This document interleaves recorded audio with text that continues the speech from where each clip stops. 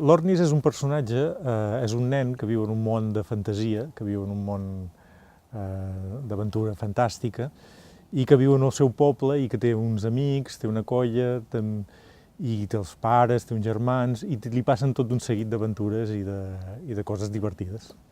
Aquest personatge se'm va acudir perquè prové d'un altre personatge que és el mateix, però amb la versió d'adult. Primer vaig fer la versió d'adult, que és l'Orn, que és un aventurer, que viu tot d'aventures en aquest mateix món, és clar, i el que vaig fer doncs, va ser adaptar-lo en petit. Vaig pensar que també seria divertit d'explicar el que li passava quan era petit. Feia molt de temps, sempre el cavall fort sempre m'havia agradat i vaig presentar-los diversos projectes,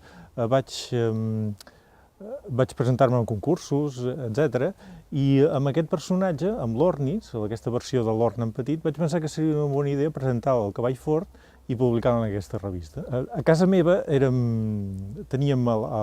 estàvem subscrits al cavall fort i teníem, me'n recordo que teníem una pila de revistes, teníem moltes revistes perquè érem molts germans i jo era dels petits i teníem moltes revistes i el cavall fort era una i que no faltava, sí, cada 15 dies tots la llegíem. La inspiració de les aventures de l'Ornis em ve de diversos llocs. Miro d'estar molt atent al que fan els meus nebots, que tenen una edat similar, o els fills dels amics, o les coses que veig, o les coses que recordo de petit, o les que m'agradaria haver fet de petit, per exemple.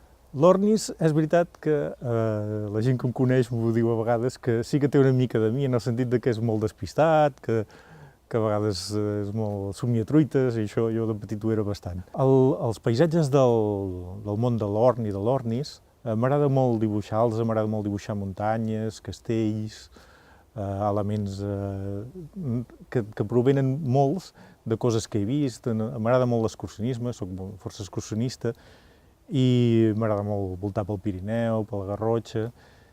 I és veritat que crec que es nota, si la gent s'hi fixa en aquests paisatges, que molts d'aquests són inspirats en llocs que he visitat realment. Sí. El procés de fer una pàgina de l'Ornis és, si fa no fa, sempre el mateix. Sempre és divertit, però sempre és el mateix. Sempre comences amb un guió, amb una idea. Potser és el més complicat de trobar perquè no hi ha un mecanisme fix per tenir una idea. Comences a fer esbossos, penses, per exemple, a quina època serà publicada la pàgina, si serà a l'hivern mires de fer temàtiques invernals, o de l'estiu doncs, que els nens es poden anar a banyar a les gorgues, o menjar cireres, o el que sigui. I llavors, un cop tens aquesta idea, sí que fas ja el guió i l'storyboard, i després ja, un cop ja tens clara tota la història que quadra bé amb una pàgina, llavors et dediques a fer-la ja llàpid, ja el dibuix ben polit, i llavors entintar-lo i pintar-lo.